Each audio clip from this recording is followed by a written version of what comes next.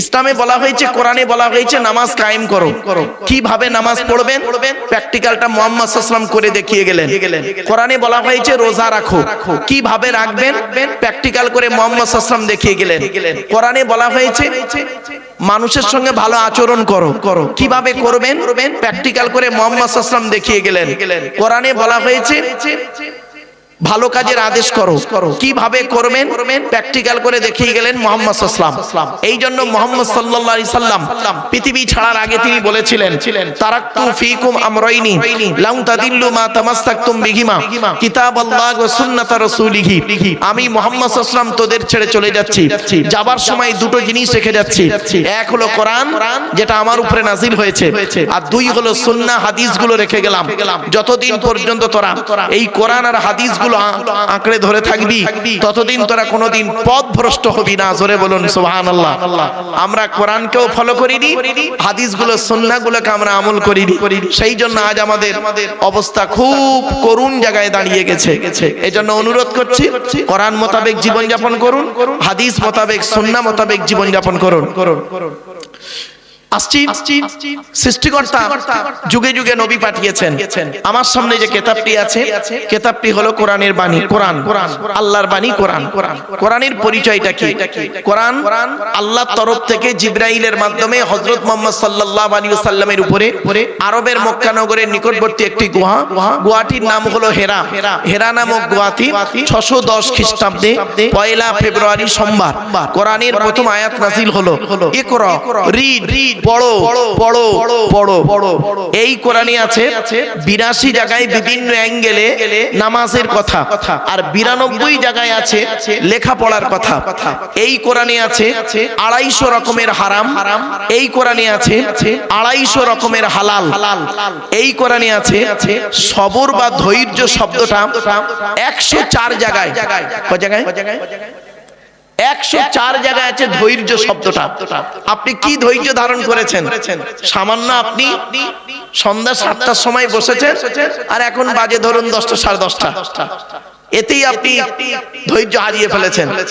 আর ওদিকে যদি হেয়ারিং এ ডেকেছে, এসআইআর এর হেয়ারিং এ গিয়েছে, সকাল 7টায় গিয়ে দাঁড়িয়ে আছে, বেলা 3টে বেজে গেছে, তখন ওর হেয়ারিং হচ্ছে না, ওখানে দাঁড়িয়ে আছে ঘন্টার পর ঘন্টা। এই জন্য আপনাদের বলি, কোরআনে আছে 104 জায়গায় আছে ধৈর্যের কথা। ধৈর্যের পরিচয় একটু দিন। চলুন এগিয়ে যাচ্ছি। এই কোরআনের ভিতরে কি আছে? 30টা পারা, 540টা রুকু, 114টা সূরা, 14 থেকে 15 খানা সাজদা, 7টা মনজিল, 8 থেকে 12 খানা সাক্তা, 6666টা আয়াত, কেউ বলেছেন 6236টা আয়াত, 3,23,215টা অক্ষর। এই কোরআন 22 বছর 9 মাস 14 দিন, কম বেশি 23 বছর ধরে কোন ঘটনাকে কেন্দ্র করে, কোন ব্যক্তিকে কেন্দ্র করে, কোন বস্তুকে কেন্দ্র করে, কোন জায়গাকে কেন্দ্র করে কোরআনের আয়াতগুলো নাজিল হয়েছে। 6000 আয়াত নাজিল হয়েছে, 12,000 জায়গায় নাজিল হয়েছে। একটা উদাহরণ দেবো? আরে ভাই বলুন না, বলুন একটা উদাহরণ দেবো। হ্যাঁ, শুনে নিন, ভুলটা সংশোধন করুন, ভুলটা সংশোধন করুন। এখানে ভালো করে শুনে নিন, অন ক্যামেরার সামনেই বলছি বাবা। অমুসলিমরা হযরত মুহাম্মদ সাল্লাল্লাহু আলাইহি সাল্লামের সঙ্গে একটা চুক্তি করেছিল। চুক্তি করেছিল কি? 4 মাস আমরা যুদ্ধ নিজেদের মধ্যে করব না। কিছু বুঝতে পারছেন ভাষা? ভালো করে বুঝে নিন। এটা বুঝতে না পারলে জানবেন বেকার আপনার ওয়াজ শোনাটা। অমুসলিমরা মুহাম্মদ সাল্লাল্লাহু আলাইহি সাল্লামের সঙ্গে 4 মাস চুক্তি করেছিলেন যে আমরা এই 4 মাস নিজেদের মধ্যে যুদ্ধ, মারামারি, ঝগড়া করব না, কাউকে রাস্তায় আটকাবো না, নিজেদের মধ্যে ভালো থাকবো, মারামারি ঝগড়া করব না। তো মুহাম্মদ সাল্লাল্লাহু আলাইহি সাল্লাম তিনি বললেন ঠিক আছে, আমিও এই চুক্তিতে রাজি। বাস। কিন্তু অমুসলিমরা সেই সময় করেছিল কি? বারে বারে চুক্তিটা ভঙ্গন করছে। চুক্তি ভঙ্গ করছে। রাস্তায় দেখতে পেলে ঝগড়া, যেটাই পাচ্ছে ঝগড়া, মারামারি করতে করতে করতে করতে এক যুদ্ধের ময়দানে অতিরিক্ত মারামারি মেরেই যাচ্ছে, মেরেই যাচ্ছে। দেখা যাচ্ছে অনেক মুসলিম, অনেক মুসলিম, প্লিজ অ্যাটেনশন, এদিকে এদিকে এদিকে, অনেক মুসলিম তাতে মারা যাচ্ছে। তখন কয়েকজন মুসলমান, ভালো করে শুনে নিন, ভুলভাল শুনবেন না, না জেনে মরেছেন আর ভুল জেনে মরেছেন। কিছু মুসলমান তখন হযরত মুহাম্মদ সাল্লাল্লাহু আলাইহি সাল্লামের কাছে এসে বলল, হে নবী, আমরা তো মার খেয়েই যাচ্ছি, আমরা তো অস্ত্রবিহীন, আমাদের কাছে কোনো অস্ত্র নেই, কারণ আমরা তো চুক্তিবদ্ধ, ঝগড়া করব না বলে চুক্তি হয়েছে, তারপরেও ওরা বারে বারে চুক্তি ভঙ্গন করে আমাদের মারছে, আমরা এখন কি করব? এই দেখুন কতগুলো মানুষ মরে গেল। মুহাম্মদ সাল্লাল্লাহু আলাইহি ওয়াসাল্লাম বললেন, আমার কোনো ক্ষমতা নেই, তোমাদেরকে আমি বলবো তোমরা মারামারি করো, আমি নিজের থেকে কোনো কথা বলি না আর বলবো না। শুনে নিন, হযরত মুহাম্মদ সাল্লাল্লাহু আলাইহি ওয়াসাল্লাম নিজের থেকে কোনোদিন কোনো কথা বলতেন না। ওয়ামা ইয়ানতাকু আনিল হাওয়া ইন হুয়া ইল্লা ওয়াহয়ুন ইউহা, আল্লাহর ওহী ছাড়া কথা বলতেন না। বাস, সৃষ্টিকর্তা তৎক্ষণাৎ সেই সময় করলেন কি, জিবরাইলের মাধ্যমে এই আয়াতটি অবতীর্ণ করলো, তোমরা ওদেরকে যেখানে পাবে সেখানে গর্দানে মারো। কিছু বুঝতে পারছেন ভাষাটা? দু চারজনকে মারো, মারলে সব ঠান্ডা হয়ে যাবে। এই বাক্যটা তৎকালীন সময়ে ওই জায়গার জন্য, ওই ঘটনাকে কেন্দ্র করে অবতীর্ণ হয়েছে। এখন আপনি যদি ওই আয়াতটাকে বর্তমানে এনে যদি ঝগড়া লাগান, তাহলে জানতে হবে পড়াশোনায় না, একেবারে এতিম। এতিম শব্দটা বোঝেন? আমার বাবারা, অনুরোধ করে বলি, ছোট্ট একটা উদাহরণ দিচ্ছি শুনুন। আমি মুম্বাইতে গেছিলাম জলসা করতে, আবার এই কাল বাদে পরশুদিন রয়েছে মুম্বাই, মহারাষ্ট্রের জলগাঁও, সকালে ফ্লাইট, না জলগাঁও, মহারাষ্ট্রের জলগাঁও, এই রবিবারে। তো একটা কথা আপনাদের বলি, একজন অমুসলিম হিন্দু ভাইদের একজন কলেজের প্রফেসর, অমুসলিম প্রফেসর, ব্রাহ্মণ ঘরের সন্তান, উনি এসেছেন আমার লেকচার শুনতে। ওনার সঙ্গে কথা বলে যা বুঝলাম, অত্যাধিক পড়াশোনা করেন, ইসলামিক বইপত্র। আমাকে বলছেন, মারুফ সাহেব, আমি আপনার ওয়াজ প্রতিদিন শুনি, আমি এবং আমার ওয়াইফ দুজনেই শুনি। আমি একটা কলেজে কাজ করি, থ্যাংক ইউ। কি বলছে জানেন? প্রশ্নটা শুনুন। আমাকে বলছেন, আচ্ছা, কোরআন পড়ে দেখলাম মদ খাওয়া হারাম, সুদ খাওয়া হারাম, শূকরের মাংস ভক্ষণ করা হারাম। আমি বললাম হ্যাঁ। বলছে, ভাই ওটা কাদের জন্য হারাম? ও তো মুমিনদের জন্য আল্লাহ হারাম বলেছেন, যারা কোরআনকে বিশ্বাস করে, নবীকে বিশ্বাস করে, তাদের জন্য হারাম।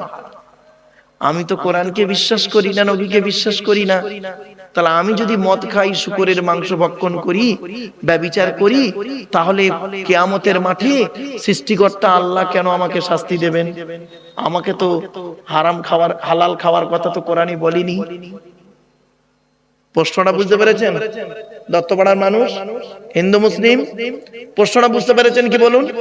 আগে প্রশ্ন বুঝুন, তারপর উত্তর দিচ্ছি। আমি যদি ব্যভিচার করি, কোরআনে দেখলাম ব্যভিচার করো না, হারাম, নোংরা কাজ, ব্যভিচার করলেই শাস্তি, এটা মানবে কারা? যারা কোরআনকে বিশ্বাস করে তারা। তা আমি তো কোরআনকে বিশ্বাস করি না, তাহলে আমি যদি হারাম খাবার খাই, আমি যদি মদ পান করি, আমি যদি কোনো ব্যভিচার করি, আমি যদি শূকরের মাংস ভক্ষণ করি, তাহলে সৃষ্টিকর্তা কেন আমাকে শাস্তি দেবেন? আমার কথা তো কোরআনে বলা হয়নি, আমাকে বলা হয়নি তো যে তুমি হালাল খাও। আমি পুরো চুপ হয়ে গেছি। আপনাদের মাথায় উত্তর আসছে কি? তা আমি ওনাকে বললাম, স্যার আপনি কোরআন পড়েছেন? বলছে 5খানা তাফসীর আমার কাছে আছে। কটা কটা কটা জোরে বলুন। আপনার ঘরে কটা আছে মুসলমানের বাচ্চা? একটাও তো নেই। কোরআন শরীফে নেই ওনার তাফসীর। 5খানা তাফসীরের নাম বললেন। 5খানা তাফসীর আমার কাছে আছে, প্লাস কোরআন আছে, অর্থ আছে, আমি কোরআন পড়তেও পারি। উনি কিছু আয়াত পড়লেন, সূরা বাকারার শেষ কয়েকটা আয়াত পড়লেন শুদ্ধভাবে, বুঝলাম যে উনি পড়েন। আমি বলছি আপনি গোটা কোরআন পড়েছেন তো? আচ্ছা হ্যাঁ। তা বললাম স্যার কোন এক জায়গায় একটু মিস্টেক হয়ে গেছে আপনার। বলছে কি বলছেন? আমি চলুন আগে আমরা জেনে নিই কোরআনে হালাল খাবে কারা কারা দেখে নি। আপনারাও শুনে নি, হিন্দু মুসলিম সকলে শুনুন, দত্তপাড়ার মানুষ। কোরআনে 3 শ্রেণীর লোককে আল্লাহ হালাল খেতে বলেছেন। সুবহানাল্লাহ বলা গেল না? মানে আপনাদের মাথায় ঢোকানো আছে তো, মৌলবীরা চিৎকার করলে তারপর সুবহানাল্লাহ বলুন। ভালো কথাই সুবহানাল্লাহ নেই আপনাদের। 3 শ্রেণীর লোককে আল্লাহ হালাল খেতে বলেছেন। 3 শ্রেণীর লোক। পট করে উনি করলেন কি, পকেট থেকে কাগজ বের করলেন, কলম বের করলেন, নোট করছেন। বলুন 3 শ্রেণীর লোক কে কে? বললাম স্যার আপনি এই 3 শ্রেণীর মধ্যে আছেন কিনা একটু দেখুন, আমি আপনাকে রেফারেন্স সহ বলছি। 1 নাম্বার, আপনারাও শুনে নিন, হিন্দু মুসলিম মা বোন যারা আছেন, মায়ের মেয়েরা আছেন কি ভাই, মা বোনেরা ভালো করে শুনুন। মায়েরা বোনেরা, আপনাদের সম্পর্কে আজ কিছু আলোচনা করব, মেয়েদের সম্পর্কে কিছু আলোচনা আছে। কারণ বর্তমানে মেয়েদের চাল চলন, কথাবার্তা, ওঠা বসা এতটাই জঘন্য জায়গায় দাঁড়িয়ে গেছে, স্বামীরা অতিষ্ঠ হয়ে পড়েছে। বধূ নির্যাতন আইন ভারতবর্ষে আছে বলে অন্যায় ভাবে কত নারী, শ্বশুর বেচারা ভালো মানুষ, তাকেও জেল খাটাচ্ছে। ঠিক না বেটি? ওরা স্বামী স্ত্রী ঝগড়া করেছে, শ্বশুরের নামে জেল কেস, শাশুড়ির নামে কেস, বেচারা কিছুই জানে না, সাদা মাটা মানুষ। এইরকম নারী আছে। যেদিন ভারতবর্ষে পুরুষ নির্যাতনের আইন আসবে সেদিন দেখবেন কত নারী জেলখানায় ঢুকবে। বাস্তব কথাই বললাম। চলুন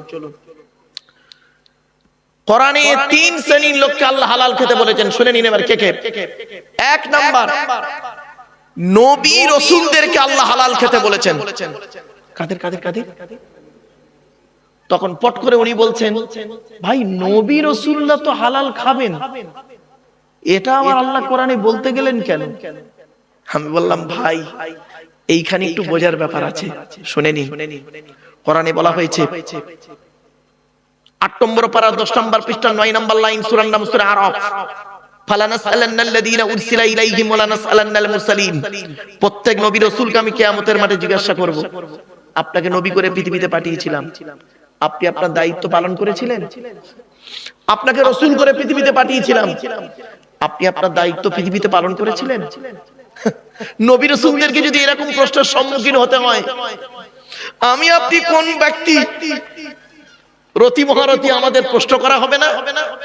শুনে নিন, এখানে যারা দাঁড়িয়ে বসে আছেন, দূর দূরান্তে আমরা মাইকের আওয়াজ শুনতে পাচ্ছেন। কোরআনে আল্লাহ পাক বলেছেন আয়াহসাবুল ইনসানু আন ইউতরাকা সুদা, সূরা কিয়ামা। আয়াহসাবুল ইনসানু আন ইউতরাকা সুদা, মানুষ কি মনে করেছে আমি এমনি এমনি আল্লাহকে ছেড়ে দেব কিয়ামতের মাঠে? এত সহজে নয়।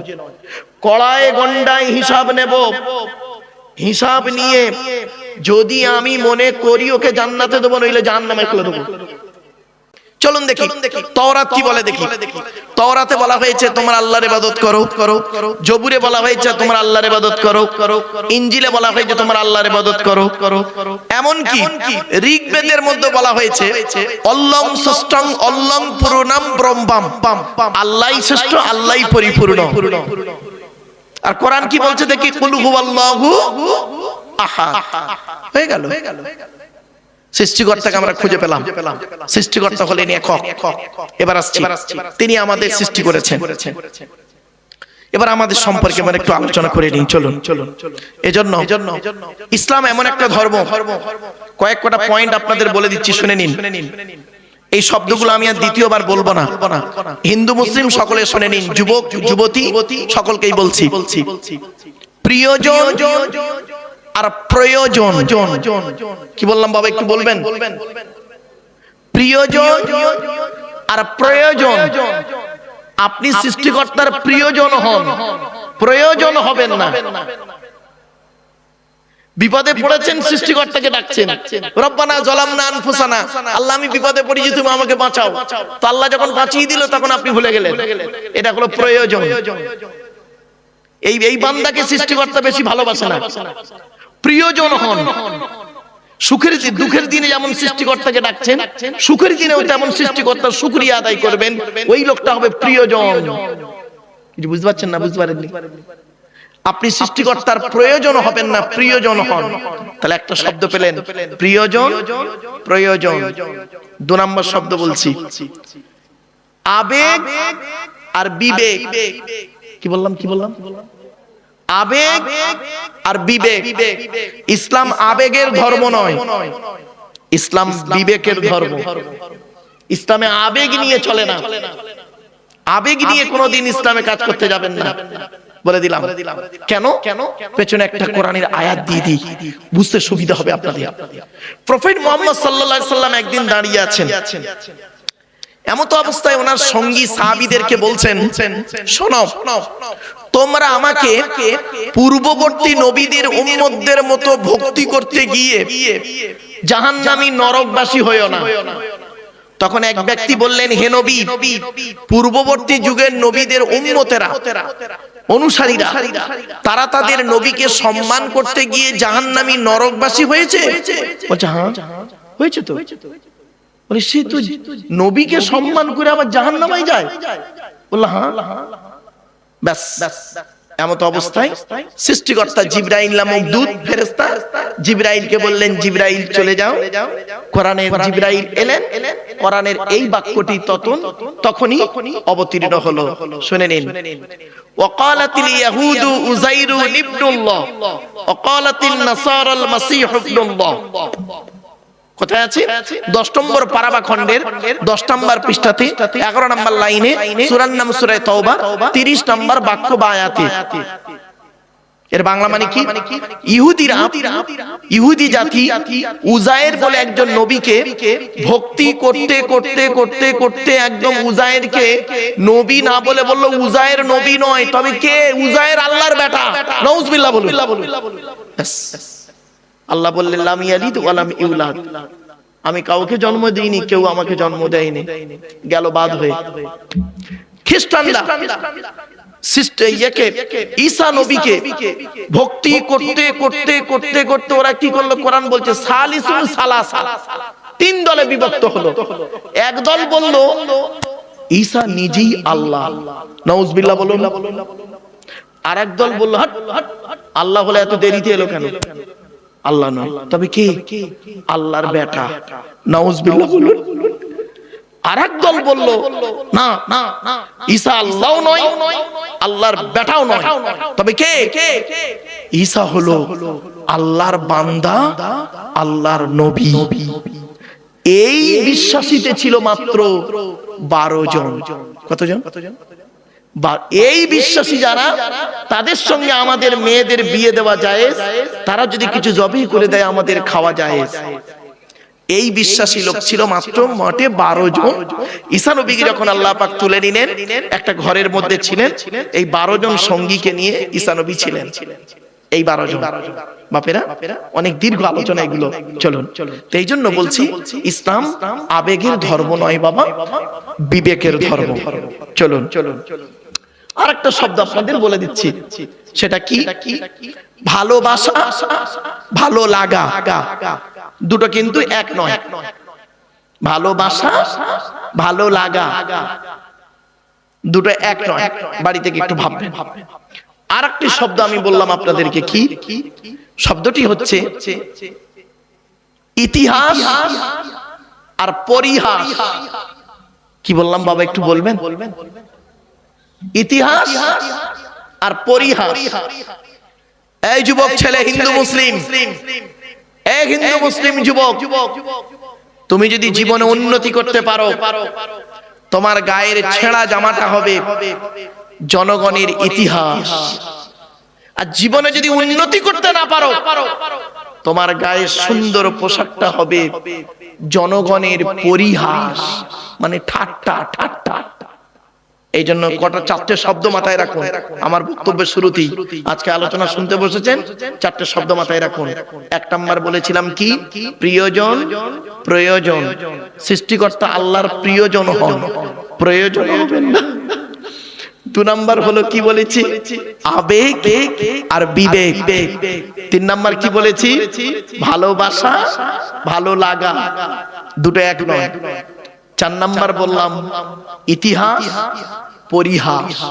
এই চারটে শব্দ বললাম বাবা। বক্তব্যের শুরুতেই বলে দিলাম কেন? যখন আমি স্পিডে কথা বলবো তখন টপ টপ টপ টপ করে যেন মাথায় ঢুকে যায়, সেই জন্য। আচ্ছা, আপনারা আমার কথাগুলি বুঝতে পারছেন? আরে ভাই বলুন না, বুঝতে পারছেন তো? ব্যাস, ওয়াজটা কি জানেন? শুনে বুঝে প্র্যাকটিক্যাল করার নাম হলো ওয়াজ। শুনে বুঝে প্র্যাকটিক্যাল করার নাম হলো ওয়াজ। আমি বলবো, আপনি শুনবেন, শোনার পর আপনি বুঝবেন, বোঝার পরে প্র্যাকটিক্যাল করুন। যদি মনে হয় করুন, লাভ হবে, লস হবে না। ইসলামে দুটো জিনিস আছে। কি? Guide book, গাইডা। ইসলাম দুটো জিনিস দিয়েছে আপনাকে। সৃষ্টিকর্তা কোরআনে বলেছেন 14 নম্বর পারা খণ্ডের 14 নম্বর পৃষ্ঠা 12 নম্বর লাইনে, সূরার নাম সূরা নাহলে আল্লাহ বলছেন, ওয়াল্লাহু আখরাজাকুম মিন বুতুনি উম্মাহাতিকুম লা তা'লামুনা শাইয়্যা ওয়া জাআলা লাকুমুস সামআ ওয়াল আবসারা ওয়াল আফইদা লাআল্লাকুম তাশকুরুন। আল্লাহ পাক বলছেন যে আমি আল্লাহ তোদেরকে তোদের মায়ের পেটের ভিতর থেকে বের করেছি।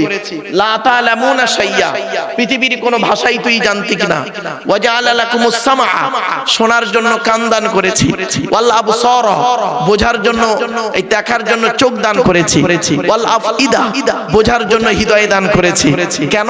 লাআল্লাকুম তাশকুরুন, যাতে করে তুই পৃথিবীতে কৃতজ্ঞতা যাপন করতে পারিস। তো ইসলামে দুটো জিনিস আছে, একটা গাইড বুক, গাইডা। ইসলামে গাইড বুকটার নাম হলো কোরআন, আমার হাতেই আছে, আর গাইডারটার নাম হলো মুহাম্মদ সাল্লাল্লাহু আলাইহি সাল্লাম। আমরা গাইড বুকটাকে ফলো করিনি, গাইডারটাকেও ফলো করিনি, এই জন্যই আমরা মরেছি। শুনে নিন, মুসলমান, কিছু মুসলমান সমস্যায় পড়েছে কেন জানেন? দুটো কারণে। কিছু মুসলমান সমস্যায় পড়েছে দুটো কারণে, না জেনে আর ভুল জেনে। কি বললাম ভাই? না জেনে আর ভুল জেনে সমস্যায় পড়েছে কিছু মুসলমান। বাড়ি থেকে একটু ভাববেন কথাটা, হয়তো শুনতে কেমন কেমন লাগলো, বাড়ি থেকে ভাববেন। চলো চলো চলো। ইসলামে আরো দুটো জিনিস আছে। কি?